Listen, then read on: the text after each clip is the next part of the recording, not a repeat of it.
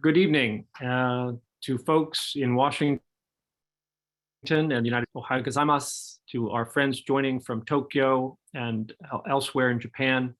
My name is Frank Januzzi, and I'm the president of the Maureen and Mike Mansfield Foundation.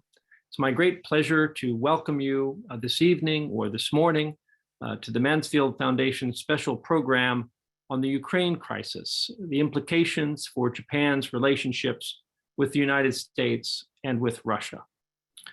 The Maureen and Mike Mansfield Foundation's mission is to promote mutual understanding and cooperation between the peoples of the United States and the peoples and nations of Asia.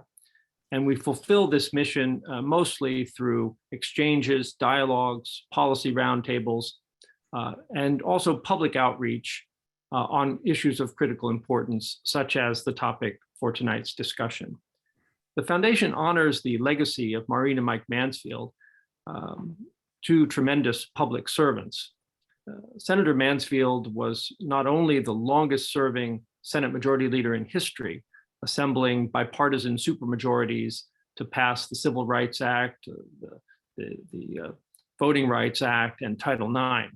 But he was also America's longest serving ambassador anywhere, serving 11 years in Tokyo representing the United States during the Carter and Reagan administrations from 1977 until 1988.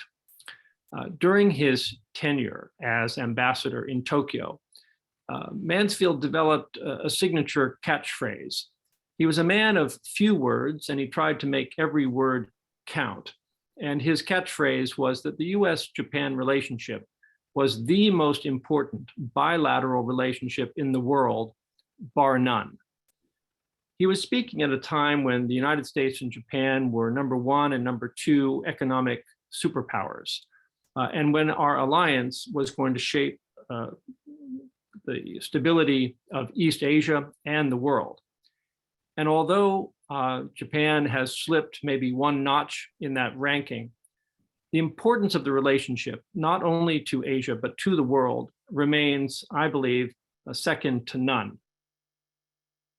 And as the world turns its eyes to Europe and Ukraine, where Russia has assembled the largest ground forces since its invasion of Afghanistan 40 years ago on the borders of Ukraine, our foundation turns our eyes several thousand miles east of Ukraine to examine the implications of this crisis for the U.S. Japan alliance, to explore the implications of the crisis for Japan's relationship with Russia, and also to examine other actors in the region whose influence and role may be neglected, including China. And in order to do this, we've assembled three wonderful people. Professor Gilbert Rozman served for 43 years on the faculty of Princeton University, establishing himself as one of the preeminent scholars on East Asia, mastering not just Chinese and Russian languages, but also Japanese. I think something about his belief that in order to really understand a country and get to know it, one ought to study the language. He has, for the past decade or more, lived in the Washington, D.C. area, where his expertise on Asia and Northeast Asia and Russia continues to contribute to the understanding of government officials, scholars, and future generations of students. He edits an annual volume on geopolitics in East Asia, published by the Korean Economic Institute, and is very active in writing and speaking and scholarship. Joining Professor Rozman from Tokyo at the National Graduate Research Institute of Policy Studies, GRIPS, one of the premier, if not the premier, security think tanks in Japan. We are so honored to be joined by Professor Iwama. Iwama Sensei serves as the Director of Strategic Studies Program at GRIPS. Her expertise is in international security, including nuclear issues at the NPT, a graduate of Kyoto University with a PhD in law. She's established her voice as one of the go-to people in Tokyo when one is trying to puzzle out the implications of international security affairs and make sense of it all for the U.S. Japan alliance. Moderating our discussion this evening, Associate Director of Programs at the Mansfield Foundation, Sayuri Rome. Ms. Rome joined the foundation just a few months ago, and we're so delighted to have her. Prior to joining the foundation, she was a Stanton Nuclear Security Fellow at the RAND Corporation, where she researched Japan's evolving perceptions of U.S. extended nuclear deterrence. Her work has been featured in the Washington Post and Kyoto News and Air Force Journal, among others. Ms. Rome holds her doctorate in political science from Roma University, as well as a master's degree in international relations from the Sorbonne, I believe, right? Sayuri, I always get that wrong. So without further ado, I want to hand this evening's program over to Sayuri Rome, who will get our discussion started with our two superb visiting scholars. Thank you. Sayuri, over to you. Thanks, Frank. Good evening, everybody. Good morning to our friends in Tokyo. I'd like to echo Frank and say that I'm really thrilled to have Professor Iwama and Professor Rozman here with us today. So welcome, speakers. This discussion will be on the record, and the recording of the session will be made available online after the event. I'm really excited that we can have this discussion on Ukraine, on the Ukraine crisis now, as tensions are growing by the day at the Ukrainian border, and the possibility of a Russian invasion is a deeply troubling event, and will have major consequences on various levels. The United States and its European allies are making efforts to show a united front against Moscow's demands. However, the gap between Putin's demands and what Europe is even willing to discuss seems really large and insurmountable. And unsurprisingly, now the Kremlin is also criticizing Japanese Prime Minister Kishida's pledge to take, I quote, strong action in response to any attack on Ukraine by Russia. He said that during a virtual summit with President Biden last month. So the situation is increasingly tense. And the last time China hosted the Olympics in 2008, Russia invaded Georgia. So are we days, hours away from a Russian invasion of Ukraine? As Frank said, today we'll be looking at the Ukraine crisis from the perspective of Japan and how Japan will be navigating the crisis and balancing its relationship with Washington, with its relationship with Moscow as well. So let me turn to you, Professor Rozman, first.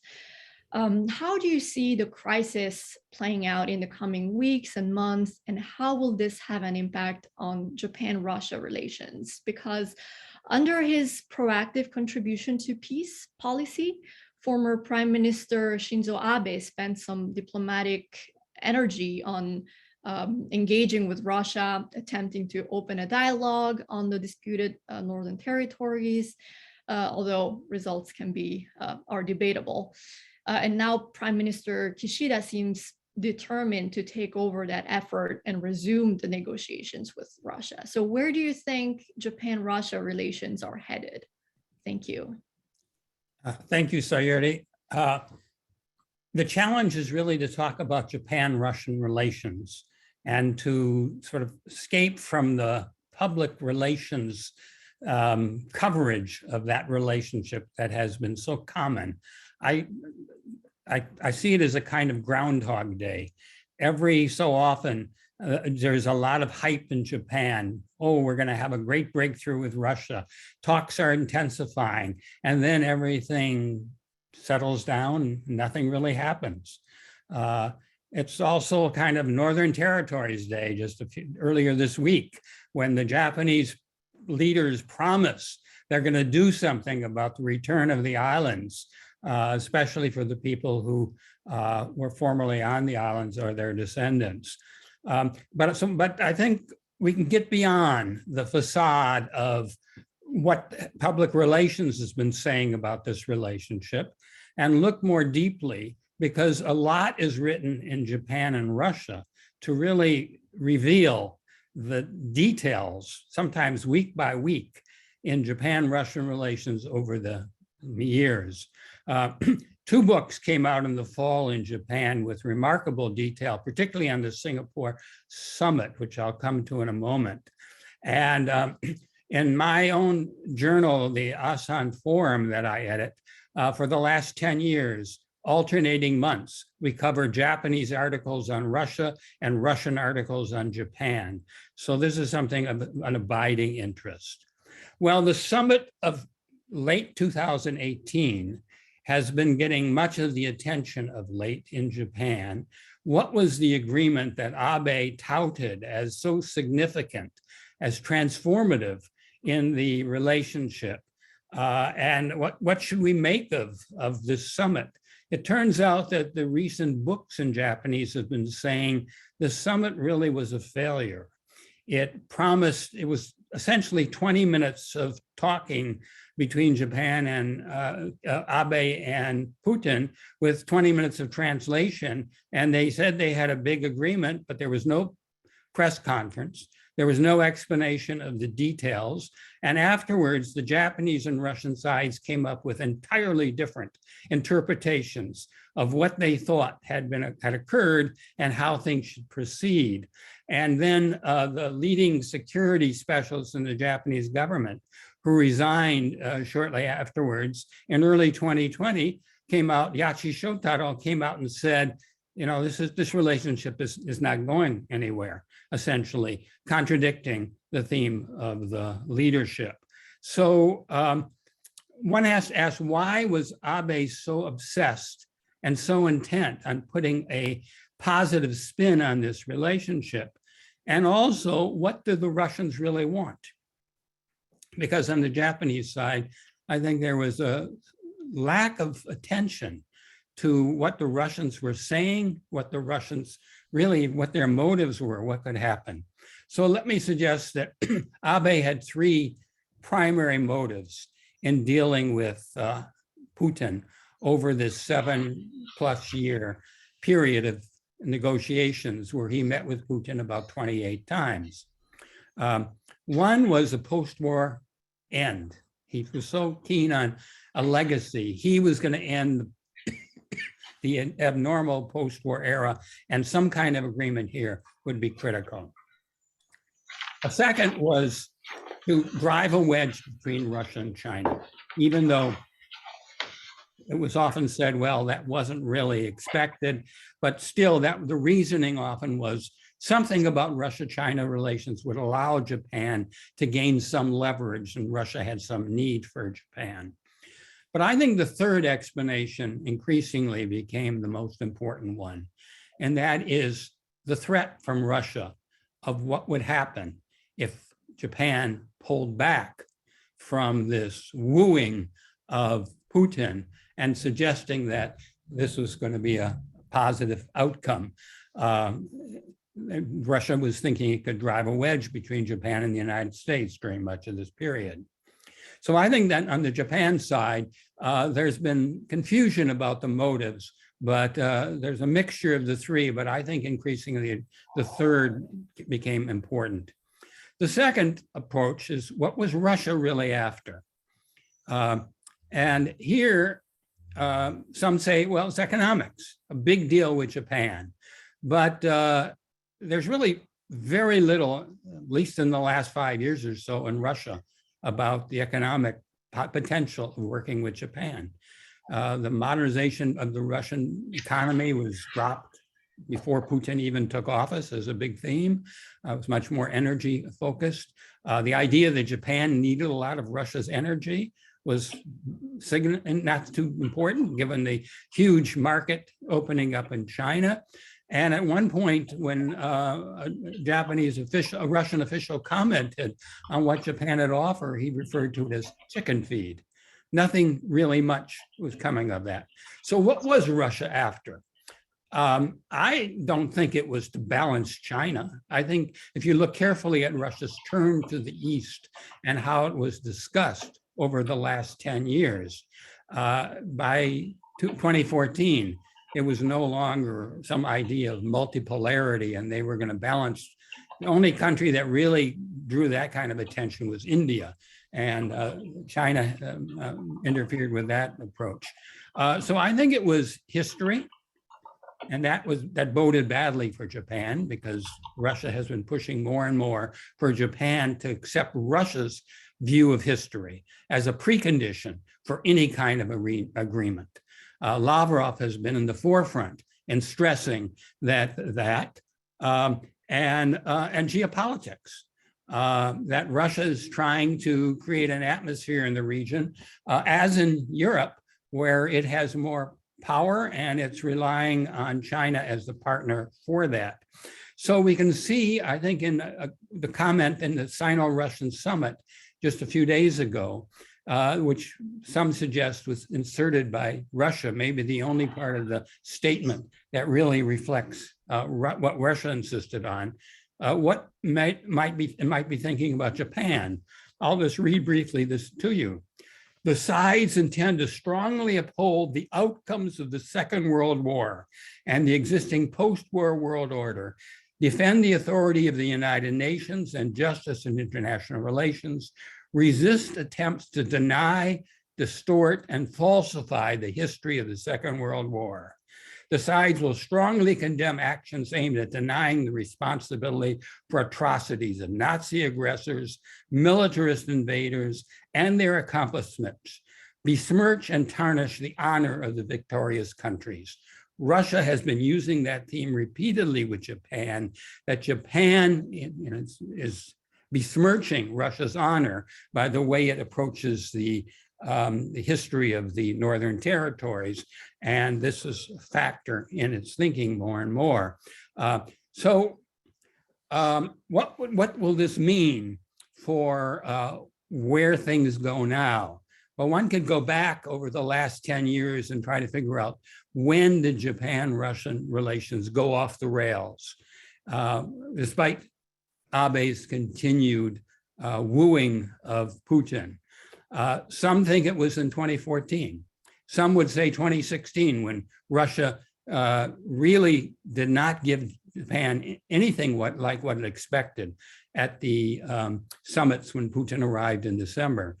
Some say it's right after the Singapore summit, when, or even beforehand, when Putin challenged Abe, surprising him, despite the fact they had met just a couple of days before, surprising with them a challenge to say, we need a peace treaty by the end of the year without preconditions. And that was put Abe really on the spot in front of Xi Jinping too.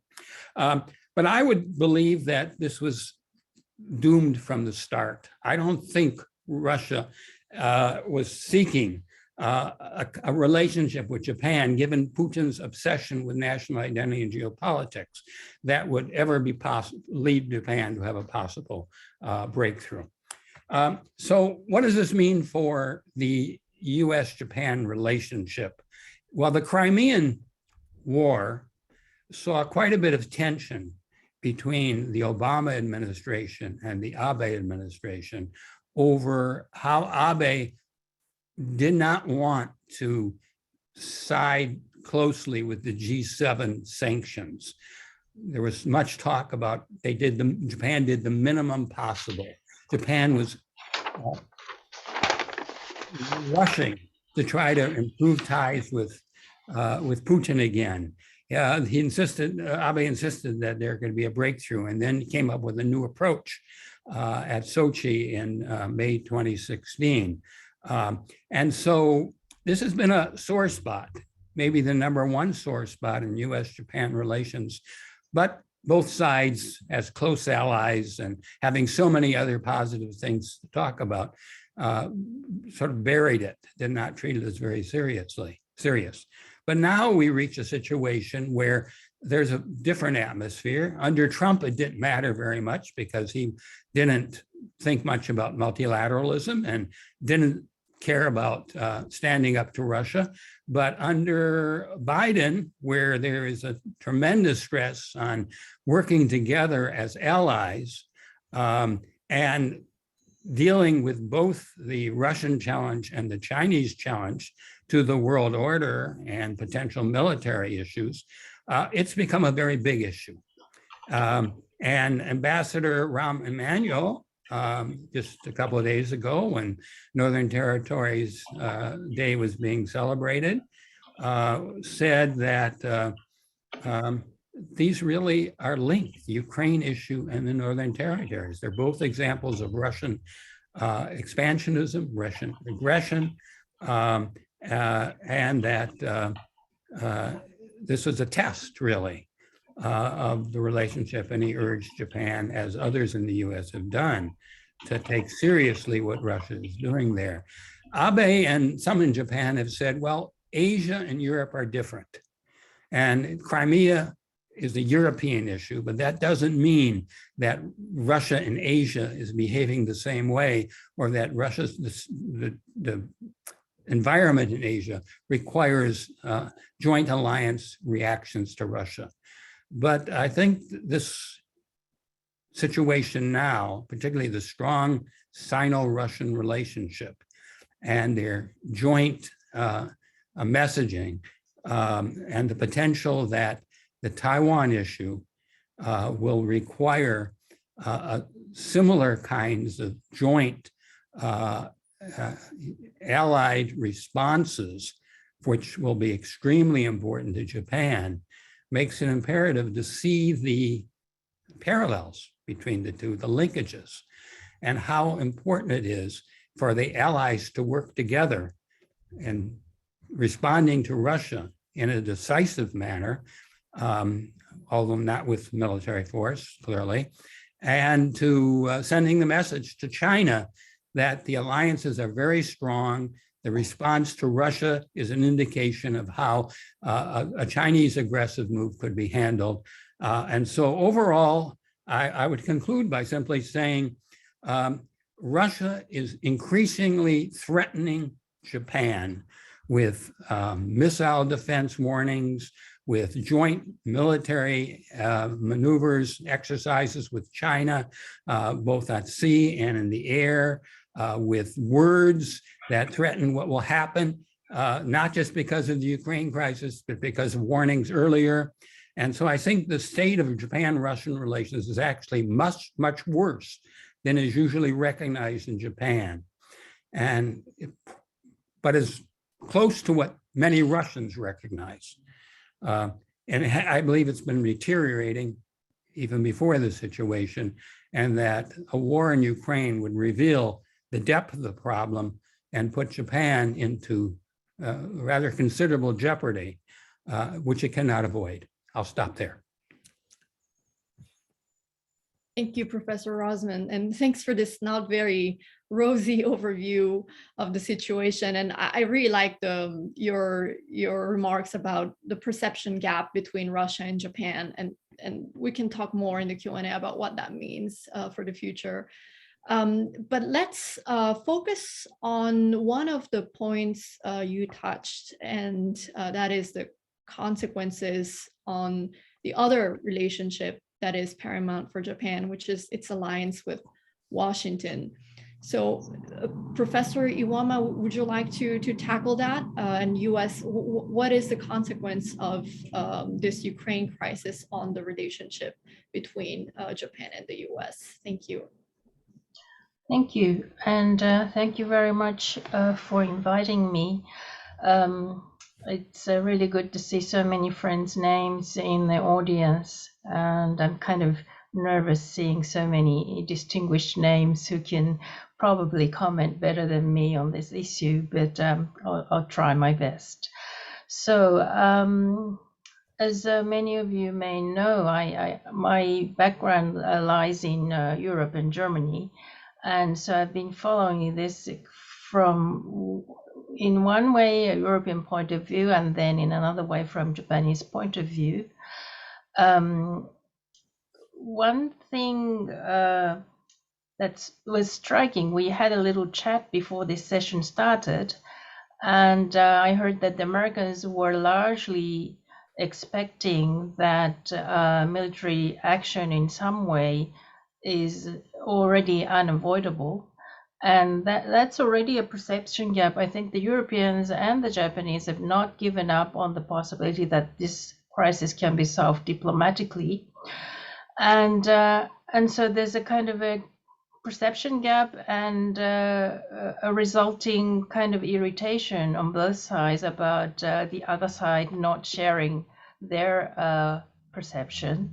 So that's one thing to start with. How does this play out in Asia? I think there are economic, diplomatic, and military impacts. Now, economically, we live in a globalized world, and you can't kind of separate Europe from Asia. What happens in Ukraine will have immediate impact all over the world. I think the world economy now is especially vulnerable because it has been put under strain already enough by the pandemic that we are experiencing these 2 years. We see a lot of government money being pumped into the economy, and that has led to inflationary tendencies. And we're just at a point where many central banks are trying to raise the interest rates in order to cool down the economy. And what's happening in Ukraine is pushing up the energy price. And that affects us all, Asia, Europe, wherever you are. I think one perception gap is here as well, that there's a feeling that Americans are not taking this seriously enough, the effect on the economy and how it can hurt the democracy overall. Russian economy is highly dependent on energy price. The higher the energy price, the more they profit.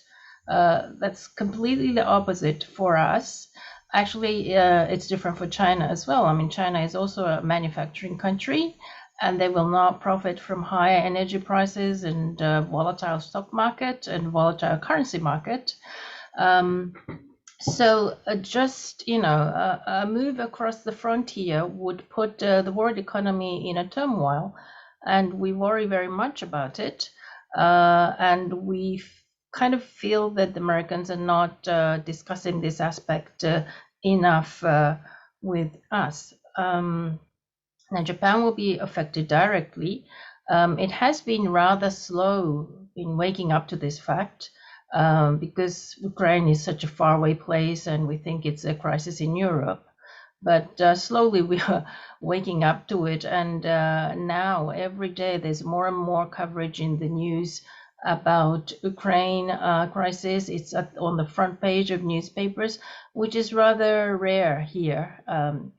I don't think it happened in 2014, but now it's there. And we're talking about diverging some LNG to Europe in case there's a shortage there. And we'll probably have to go along with the economic sanctions if there's military action. Professor Rozman covered about the reluctance of Abe government to go along with the sanction at the time of Crimean crisis. I don't really think that would happen in 2022. Russia is not as high on the agenda of Kishida government as of Abe government. So I think we'll try to coordinate this in G7, and it's really needed that we do that. I think we need to see that aspect more, not just the foreign ministers, but the finance ministers and economic ministers of G7 coordinating their responses. And we haven't seen enough American leadership there. I think that's the feeling on Japanese side. Now, the diplomatic side and military side of the crisis. Being in Tokyo, it kind of feels like we're seeing a rehearsal of a Taiwan Strait crisis. I think that's the way a lot of security specialists look at this crisis. It's not, there are lots of things different, so it's not directly parallel. We're quite aware of that, but the way that the Russians has amassed the military on the border and has put pressure on us, and how that has been working on the alliance relationship has been rather disquieting. Let me talk about the diplomacy and the alliance management side. Well, first of all, and I think this will be different in the Taiwan crisis, but the Biden administration at the very start of the negotiations put military options off the table.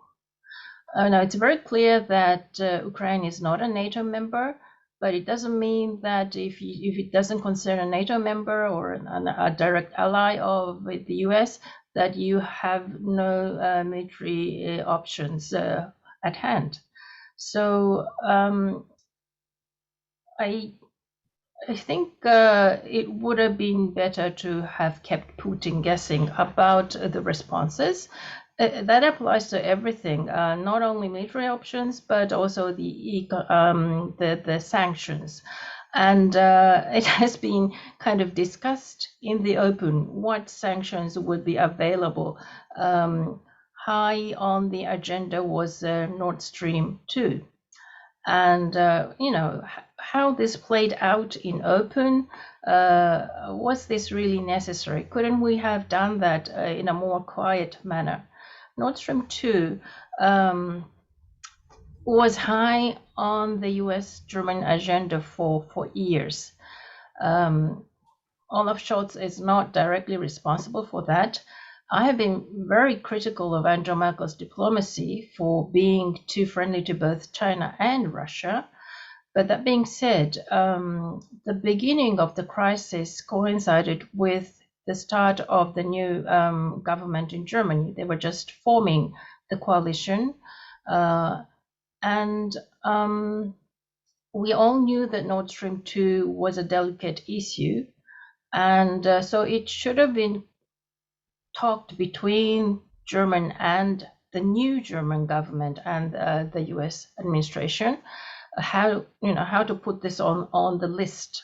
But it was suddenly announced, and I'm sure the Germans were rather surprised and disturbed about the way it was announced, because it's a German-Russian project and not an American project, and it being put on the top of the sanction list without prior consultation was not a very good alliance management. What will happen if tension rises up in Taiwan Strait, or maybe on the Korean Peninsula or somewhere else? We need to sort of start discussing about the responses that we are going to take in such cases. I don't think we've done that, because Ukraine, we had known for years that this scenario was possible. And there were cases where a very similar situation had developed before, and yet we were very unprepared for this development. So I think there's a need for a lot of coordination. The same can be said about the SWIFT. Very clear that it was put out on, just casually without much consultation, and there were reactions. So, and then to the military preparedness. And again, we know the scenarios. We know the scenario that's possible in Ukraine. We know the possible scenario in Korean Peninsula or Taiwan Straits, and we know that we are ill-prepared. We've known that for years, and we haven't done enough. The military balance in Taiwan Strait is decidedly in China's favor currently. And I was rather expecting more effort from Trump administration on this side. because he was talking so strongly against China. But it didn't really materialize. We haven't seen much change on U.S. Doctrine or placements or military weapons that they have in the region. Of course, Japan hasn't done enough, and I have been propagating strongly that we should be doing more. But again, I think we need more concrete ideas about how to strengthen the defense in this region. And then there's the problem of how to allocate the resources between Europe and Asia.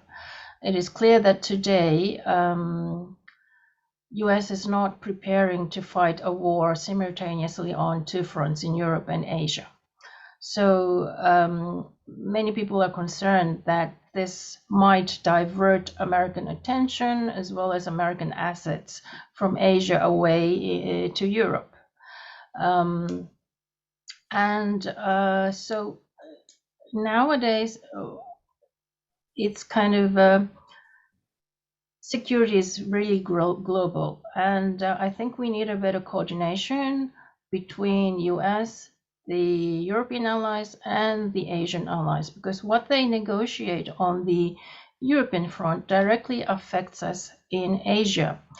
That applies, for example, to the missiles. The short and medium range missiles have been in the list of negotiation between the Russians and the Americans, and also NATO. Now, what they consult and decide on that front immediately affects the balance here in Asia, because we have here a huge kind of a missile gap between China and American allies here. So I think we should be part of that discussion, and I think China should be part of that discussion, but it hasn't been sort of structured in that way. So I think there's a need to better structure the global dialogues about military things, and also how we talk about arms control and disarmament. So I'll stop here, and I'm sure the audience will have a lot more input to this issue. Thank you. Thank you, Professor Iwama.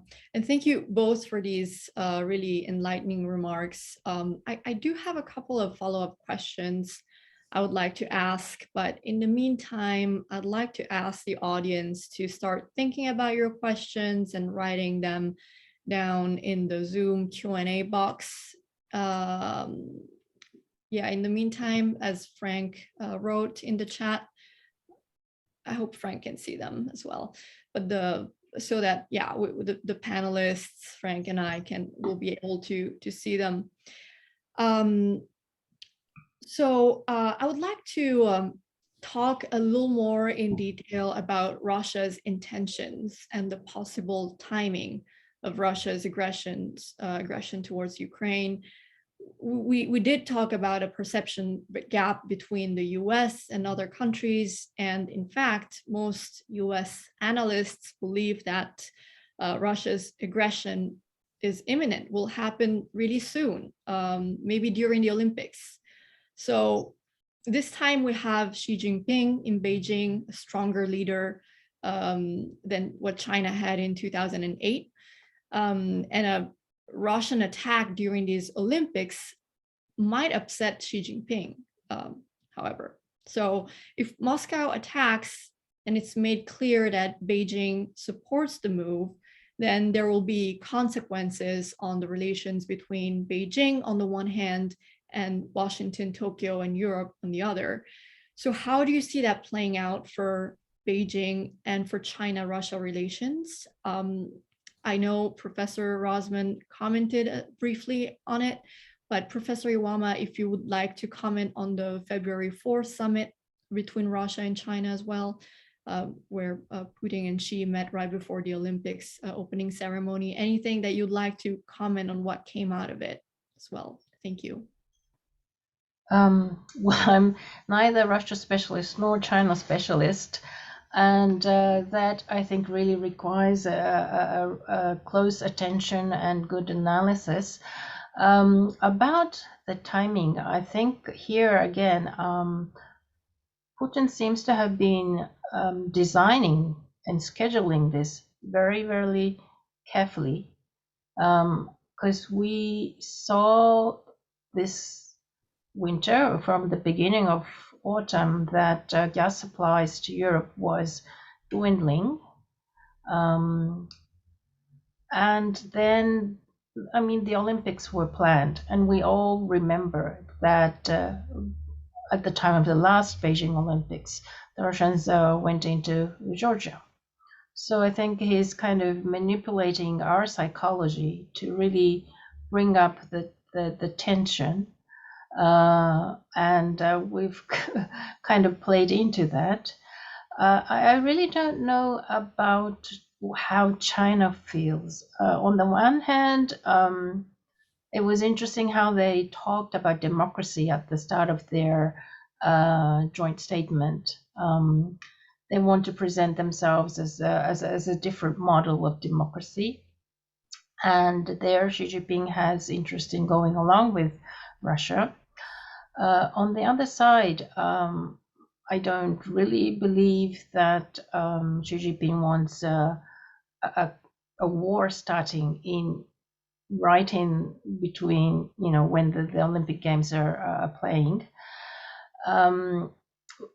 The exercise between Russia and Belarus is scheduled from, I think, today till the 20th, which is the closing of the Olympic Games. So this is really meticulously planned.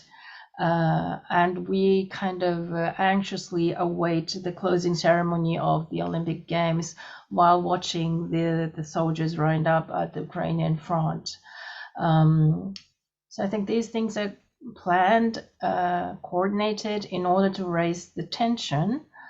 Now, I don't really think that Beijing wants a war. For one thing, it would disturb the games. For another thing, China is a manufacturing country. It doesn't want a higher energy price. It doesn't want currency and stock market disturbances. It doesn't want inflation.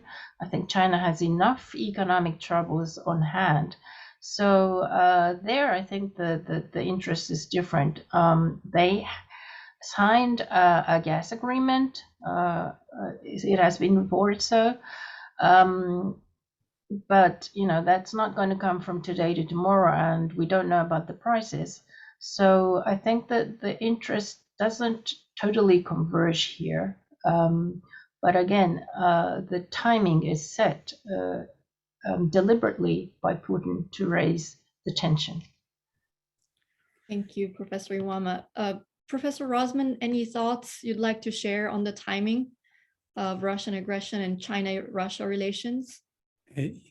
This is something I've thought a lot about, and I think the timing relates to the advantageous winter conditions when historically in Russia, it's been easier to move when the roads are frozen, lakes are frozen, easier to move large forces. So I think that's a big factor. Whether the war begins before the end of the Olympics, maybe also before the Paralympics, is uncertain. And I don't, as far as China-Russia relations, that is another huge subject. I do believe that this is a virtual alliance. It's rather uneasy, but the potential for parallel military action is not trivial. Both sides want to change the world order and want to establish spheres of influence. And I don't regard economic driving factors as nearly as important as we've just heard. I think both see opportunities to transform their regional orders in important ways. But I don't think China wants to link Ukraine to Taiwan. I don't think China would support directly an invasion of Ukraine. They have good relations with Ukraine. They've never recognized Crimea as part of Russia. Taiwan, they treat as their core interest, their territory. They do not, despite the fact they are totally against NATO expansion and color revolutions and agree with Putin on a lot of his reasoning, that's not the same as saying Russia is entitled to conquer Ukraine. But would they resist it? Would they oppose it directly? No, this is too important a relationship. So they would, but would they give Russia everything it needs and backing? They did not do that after Crimea, and I doubt they would do it this time. In fact, China has a lot of tensions with Russia, a lot of issues it wants resolved with Russia.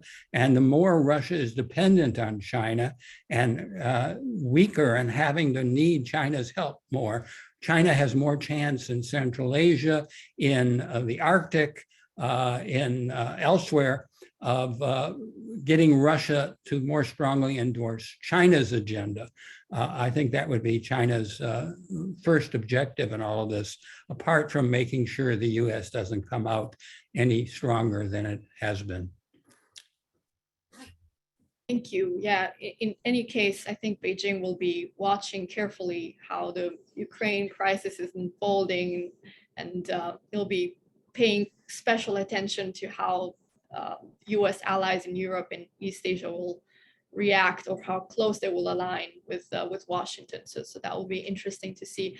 I think we already have 4 questions, so we can jump into the Q&A with the audience. We have long questions too.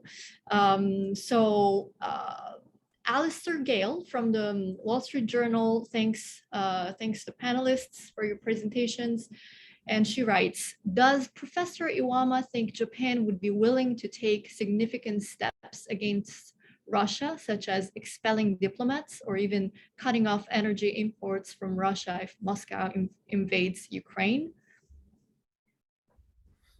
Would you like to answer that now, Professor Iwama? Well, depends. It depends, I think. I mean, will US do that? I think one of the response from German media to this Nord Stream 2 problem when Chancellor Scholz visited Washington was, why just Nord Stream 2? It should be coordinated response of the allies of cutting off Russia's energy exports. US imports oil from Russia. It's not just Germans, because the Nord Stream 2 is such a big project and it's kind of symbolic. But why pick up out just Nord Stream 2 was a kind of a German nationalistic response to the American audience. But here, it really depends on what kind of invasion it is, how much it hurts Ukraine, and then we have to discuss it in G7 how we react. Here again, I would ask for coordination from the American side, not just suddenly White House press conference announcing we're going to cut off all the energy from Russia. Everybody line up, please discuss before responding. And I think G7 is the best place to do that. I would like to comment as well. I think the US for the last couple of months has been extraordinarily intense in organizing economic plans to respond to Russia and going country by country, sending delegations, preparing mainly for deterrence, saying this is the best way to deter Russia's action, to have these plans in place, including the Nord Stream 2 plan, which I think was discussed considerably with Germany over a period of time. But if there is that military invasion, I don't doubt that there'll be extraordinary coordination involved and tremendous efforts to get Japan to do its share with lots of discussions of what Japan's point of view is. So I don't think it's quite fair to say that the US is not intensely thinking about that or preparing carefully for that. Thank you, Professor Rozman. We have a question, a long question by our own Ben Self, our Vice President of the Mansfield Foundation. So I will read it for the audience. I think the audience can't see the questions. It can be tempting to see Japan's approach to Russia as naive, reminiscent of the belief that in 1945 that the Soviet Union was sincere in working to negotiate a peace rather than preparing to attack the Japanese Empire. However, Abe was mainly concerned about the growing threat of China, which drove his approach to security policy, U.S. Japan alliance management, security ties with Australia, India, Europe, and Southeast Asia. If China was the key factor in Japan's Russia policy, was playing along and pretending that a breakthrough with Moscow was possible really a flawed approach? Thank you. That's a good question. And I agree that China became more important than the territorial issue certainly as time went on. But I think that depends a lot on the analysis of Sino-Russian relations. What was the quality of Japan's understanding of how close China and Russia were, and what could Japan conceivably do to drive some kind of wedge between China and Russia? And here, I think the argument will be sounder if we could turn to the expertise of Japan on Sino-Russian relations, the articles, the foreign ministry input. But I think instead, Abe was handling this through the Kante, bypassing the usual channels, not getting, as far as I can tell, good advice on what China-Russia relations were like. And of course, Russia would never discuss China at all. Every time the subject came up, Russia refused to discuss it. So I don't know how that could have been really a factor in careful judgment on Abe's part. Sayuri, can I jump in briefly? Gil Rozman gave a description of the intense US diplomatic efforts that have been ongoing to negotiate responses and a deterrent preemption, sort of threats of sanctions against Russia. But I'm curious whether those efforts have been as intensive with Japan as they have been with allies. And I was wondering if Iwama Sensei might talk a little bit about her perception that maybe the US hasn't done enough to lay the groundwork for a unified US-Japan response. I've seen a lot of diplomatic action with NATO allies, but a little bit less with respect to Japan. And I'm just curious if you could give your assessment about how the U.S. is coordinating with Japan, right now, before hopefully to deter a crisis.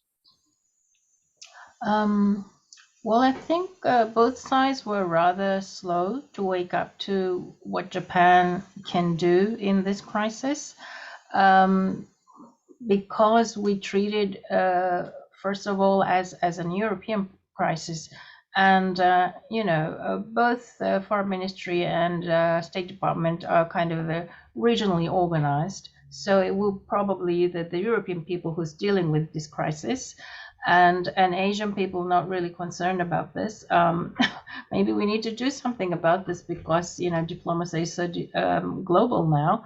But I think the reaction was rather slow on both sides. And we're talking about the energy aspect. But I think we also need to talk about the military aspect as well. And how it's going to, affect the global expansion of the American military forces, because we do see some movements towards Europe.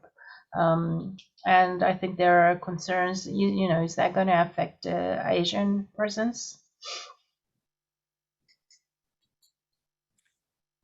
Thank you. I would just make a brief comment that I think the message from Japan has been, please let us keep a low profile. We don't want to be dragged into this right now. If there is an invasion, we're standing with you, and there are things we can do, but don't let us get in advance of that, say very much, because we still want to keep the image that we have a working relationship with Putin, and we can keep talking about the return of the Northern Territories, as was said 2 days ago. Yeah, Northern Territory is a very sensitive issue in Japan, and so whenever this gets tangled into the discussion, it gets really difficult for Japanese side to do anything. So I think concerning this issue, we want to have a lower profile. But again, I think all in all, this is really a globally affecting crisis, and I think we should be discussing this more closely between US and Japan. Right, yeah. We have a question from Lena Pontes on the domestic politics in Japan. I was curious about this aspect as well. She says, how does national politics in Japan, recent turnover in leadership, attitudes toward about Article 9, etc., potentially impact how Japan shows up internationally in addressing this crisis? It's a classic question, I would say, for many crises, and how Japan will participate. How much will domestic politics impact those decision making in Japan? Yeah, well, we can sort of discuss the legacy of Abe government in different ways, but I think there's no doubt that he was very conscious of Japan's standing in the world and Japan's security policies. That is not that usual for Japan. And I think with Kishida government, we are kind of back to a rather normal for Japan position, that it's more inward looking. And I'm very concerned how the pandemic has made Japan so inward looking and isolating itself so much from the world. We've virtually closed the doors to new foreigners coming in. And there's a lot of discussion here that we should open it. I mean, I have students that are supposed to be in my classroom, but are left in their homes in Philippines and Indonesia, who can't come and join my class. And that's really worrying. All the universities are worrying about the students that cannot come in. Somehow the pandemic has made the Japanese very, very inward looking. And I think that affects the foreign policy as well. It doesn't pay as much attention to what happens outside. It's just watching the numbers of the patients and the numbers of the beds that's filled. So that this crisis is happening in the middle of pandemic has really affected Japan's ability to do something.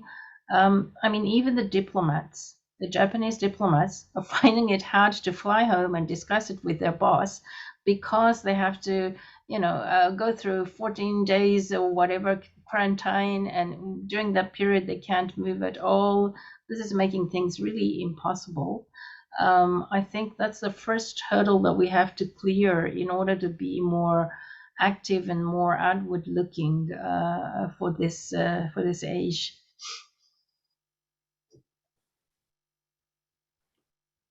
Mr. Rozman, would you like to say anything? You can also skip the question. Well, I would turn it back a little to Russia. And the Russians were very disappointed with Suga. They thought he was not supporting the Singapore agreement well. He changed, he didn't even want to use the word agreement. The Singapore exchange became his way of, and adding in not just Singapore, but bringing back other agreements that the Russians had said are now dead. It's all about Singapore now. So they know Kishida well, because after all, he was the foreign minister for many years under Abe when dealing directly with Lavrov.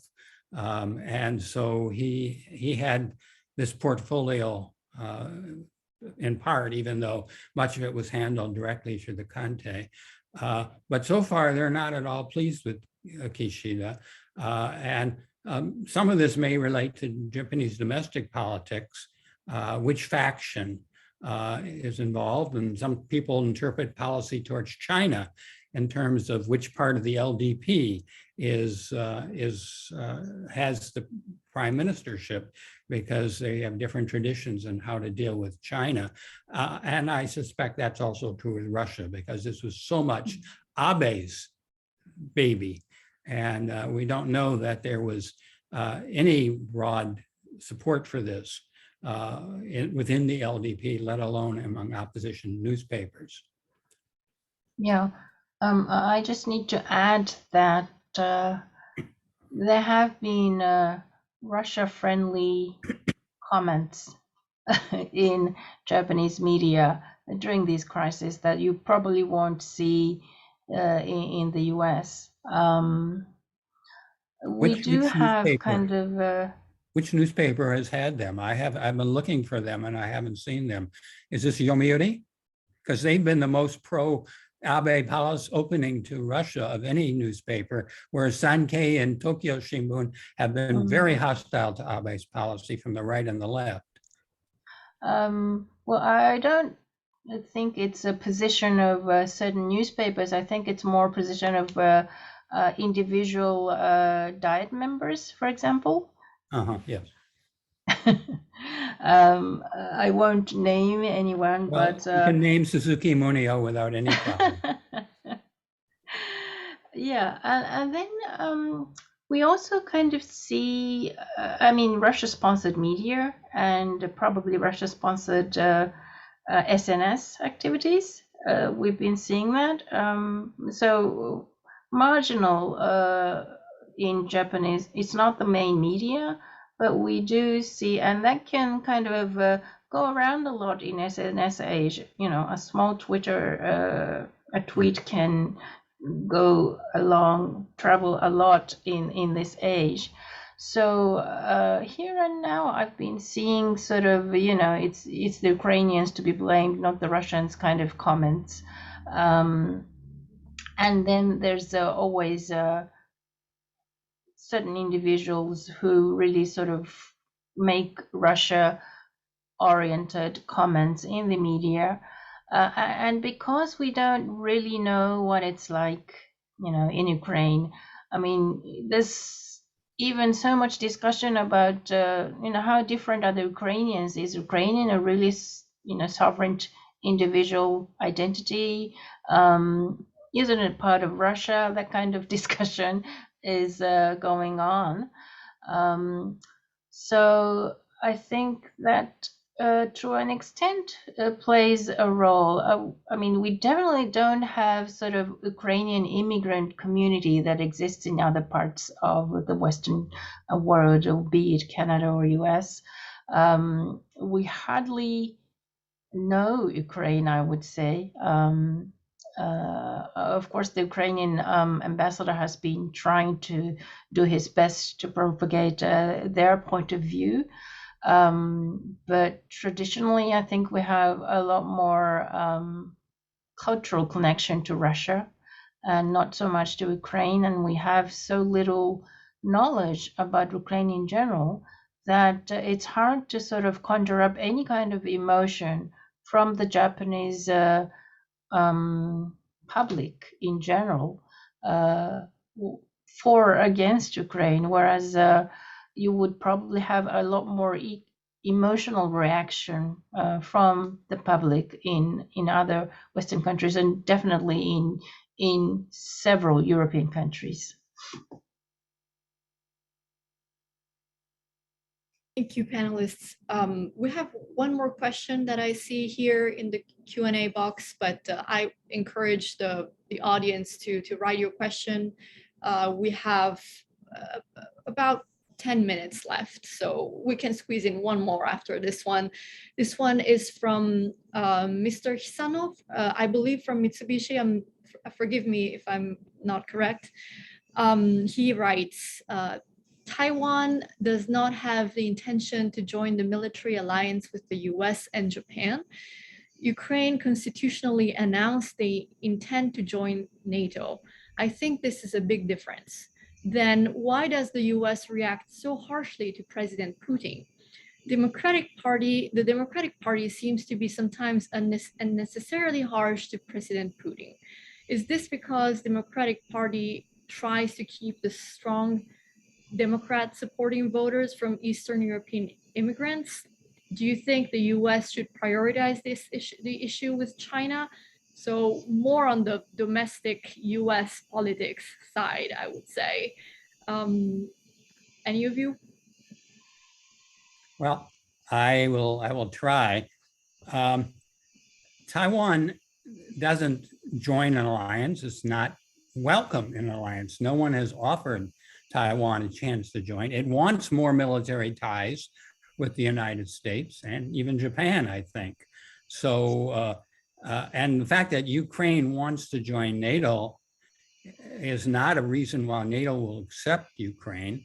There's every indication that NATO is not inclined to accept Ukraine for the foreseeable future, both because of the internal conditions in Ukraine and because it's not a geopolitical winner and the countries of NATO would be divided. There's no way right now there could be any NATO consensus on this kind of theme. I think the US reasoning about Ukraine and Russia and Putin is realism. It's not about minorities serving as some kind of interest group.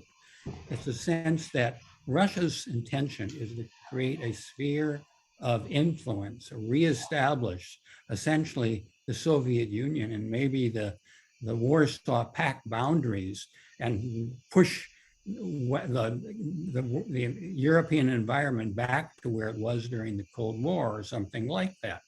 That is the expectation and the understanding. That is seen as a huge threat to the world order by force, not by soft power, not by economic appeal, but by the use of force to take countries that have joined, have voluntarily, democratically supported the relationship with the West and say, you're no longer part of the West, we're giving in to Russia. It just would be such a failure, and it would create enormous problems for any American administration to accept that kind of reasoning. And it would also have great parallels in Europe and Asia, because if that kind of isolationism and abandonment of principles and guarantees were to take place in Europe, don't expect that kind of support for Japan's interest in the East China Sea, the South China Sea, or Taiwan.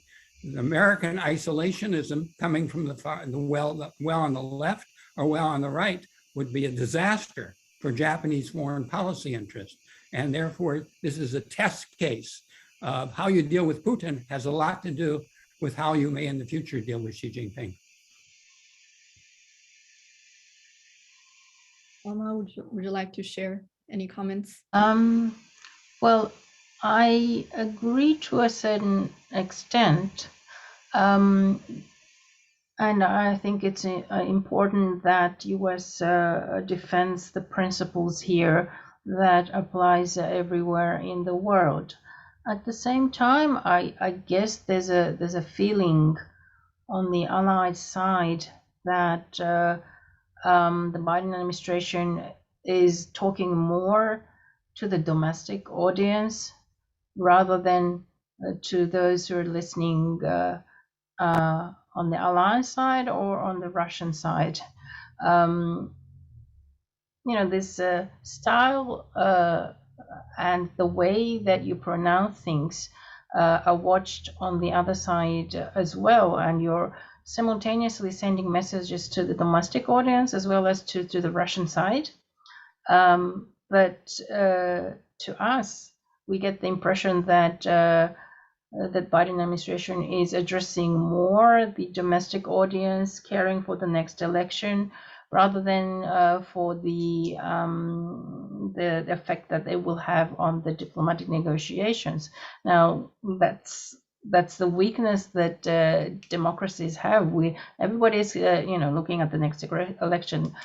President Macron is thinking about the next election, so it's unavoidable, but it creates certain difficulties, and you see here the feelings, why misunderstanding or incapability to understand the style in which that the U.S. is conducting its foreign policy. We have different styles, but that in some cases creates conflicts and frictions, I would say. Just for one clarification, Biden has not given a speech about Ukraine. He's not spoken to the American people extensively on this. He's answered some questions. There's really not been a big effort to explain this. If the war begins and the economic and other sanctions start being applied, I expect there would be a response.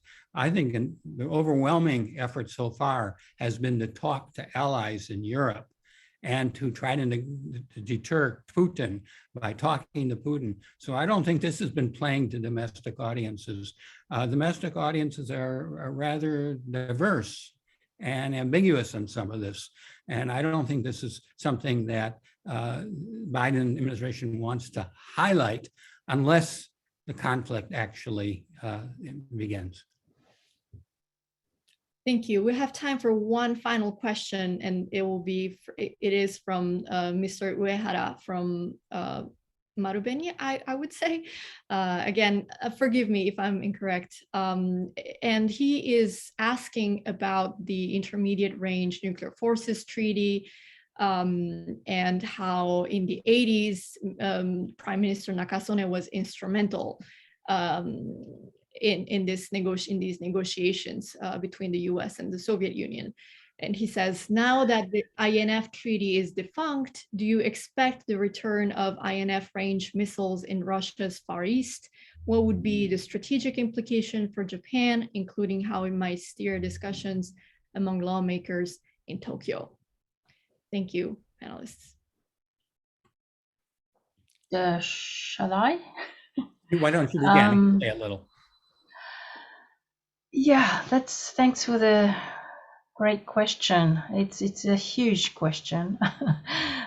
We could organize another webinar on this topic. Yes, you're right to point out the parallel, and I explicitly meant that.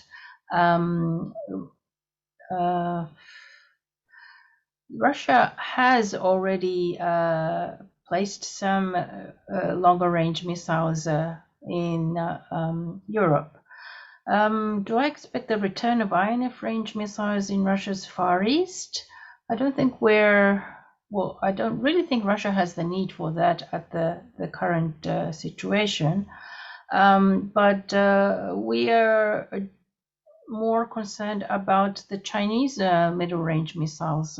We have hundreds of them. Which is creating huge problem for us as well as for the US.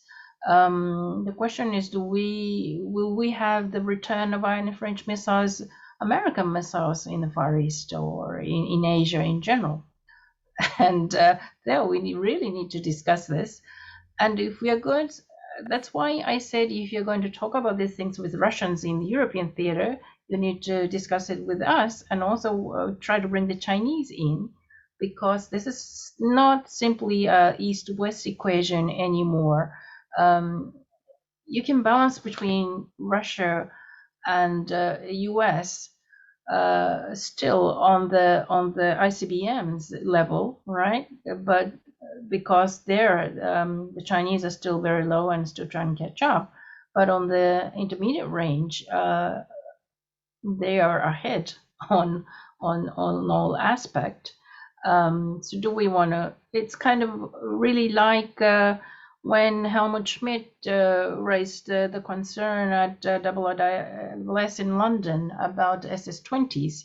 We are facing this huge arsenal of Chinese missiles, and what do we do about it? And so what you discuss with the Russians on this issue directly affects the missile balance in East Asia. So here, and the lawmakers in Tokyo is currently thinking about possessing these range missiles, this year. Should we put it in our plans and calculations? And I think we should, and I think the answer would be yes, but then we will not have hundreds next year. And so, how are we going to build this up together with the allies? And there I would include Americans as well as the Koreans and the Australians and possibly some others. We have to really level this up. So we create a deterrence here. Currently, we don't have it. And so I think there's a huge need for coordination here. And that will be number one topic in NATO-Japan discussion, I think. Well, I couldn't agree more with that. I think we've neglected North Korea here, and Chinese and Russian support intensifying for North Korea over the last 2-3 years, and North Korea showing more threatening behavior of late. So I think we have to bring this up. I think we've neglected Japan-Korea parallels on Russia, on these questions of US coordination, and of course on missile defense, which have just been brought up. Russia has warned, and I think China would agree to it, that establishing intermediate missiles in Japan would be a threat to Russia. And they would react to it, I think, similar to the way THAAD was treated as a threat to Russia and China. This would be a very divisive move, but a move that many regard as essential for the security of the region. And there's very little likelihood that China will agree to such talks. The US has tried repeatedly to get China to talk about strategic weapons with no success. We've gone a little over time, but we're at the end of our session. I really would like to thank you both, Professor Rozman and Professor Iwama. Thanks for your wonderful presentations and insightful answers to the questions from the audience. I'd love to talk more about this, but we have to limit the time. So thank you everyone for joining the Mansfield Foundation this evening or this morning. And we do need to keep discussing these issues. They're very important. And I'm glad there is a lot of interest in the audience. Frank, would you like to say a few words before we close? Well, I want to echo your thanks to our two brilliant presenters. I think that Iwama a discussion talked about the fact that many in Japan don't have a real gut feeling about Ukraine. And I think that that speaks to the value of these kinds of programs where we exchange views and we better understand each other through that dialogue. And I appreciate also that we considered the role of domestic politics in all of these countries, in Russia, in Ukraine, in the US and Japan, and how it does have an impact on foreign policy. I believe that so far President Biden has treated this mostly as an issue to be divorced from politics, but surely if it does invade Ukraine, it's going to have an impact on US domestic politics as well as Japanese politics. And we have teased out some of the implications this evening and this morning for the security of the world being affected by Russia's actions in Ukraine and the NATO, US, and Japanese response to any threat. So I want to thank our panelists, thank our audience, and look forward to future dialogues as this situation continues to develop. Thank you, Sayuri Rome, for expert moderation and helping to pull together this very valuable panel. Arigatou gozaimasu. Thank you all for your participation. お疲れ様でした。ありがとうございます。Thank you See so you. much. Thank Thank you, you. everyone. Thank you. Bye. Have a great evening. Bye. Thank you, everyone.